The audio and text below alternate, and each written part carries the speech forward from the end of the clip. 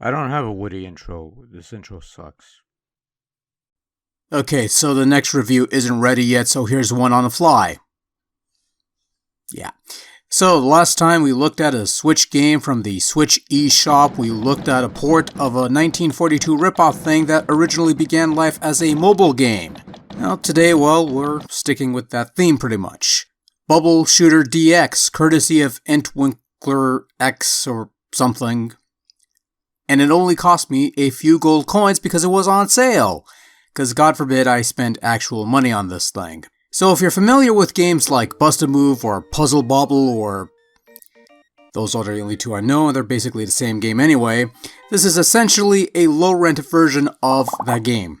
And I really do mean low rent, because right off the bat, Bubble Shooter DX does not score big on presentation. A very basic looking layout, not much in terms of visual flavor, the font is very basic, and even the bare minimum of sound effects, no music, nothing whatsoever. Something like this is perfect for a mobile game of sorts, but not for a Switch release, especially considering the last mobile to Switch port I played had a little more than this.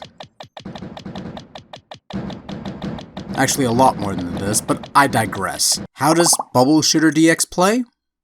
Competently enough, I suppose. Basically, the idea is to shoot colored bubbles at other bubbles of the same color, and sticking 3 or more together pops the bubbles.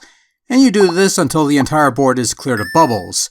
Every so often, the bubbles push downwards, and if one hits the bottom, it's game over. Clearing levels earns you coins that can be used to purchase power-ups to aid you in your bubble shooting endeavors, and some levels also feature special bubbles, including this one bubble that ends your game if you kill it. Lame. Okay, look, control-wise, it's entirely workable. You use the stick or the D-pad to aim your shots, you press A to shoot bubbles, and B to swap bubbles. To use your power-ups, you press X and you pick a power to use, if you have any. Fairly straightforward, it works. The physics over the aiming of your shots are pretty solid, somewhat consistent with an official puzzle bubble type game. Functionally speaking, it's not bad. But it's also really nothing special.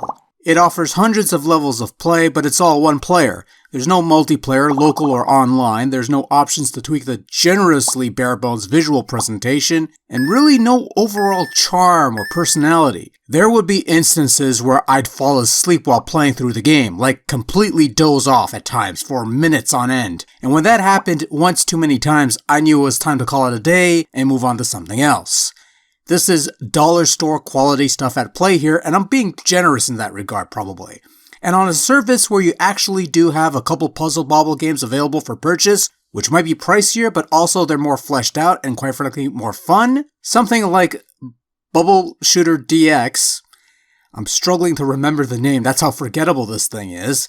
It feels lazily slapped together, redundant, and quite honestly pretty worthless.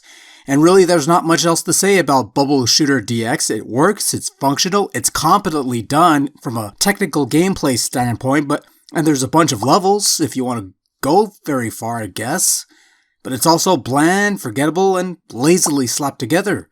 If you want Puzzle Bobble action on Nintendo Switch, just get Puzzle Bobble and have fun. Just don't bother with this one. Just get the mobile version. Because there's a whole bunch of bubble shooters out there, you could probably find one that's good. And that's all I got. Good night.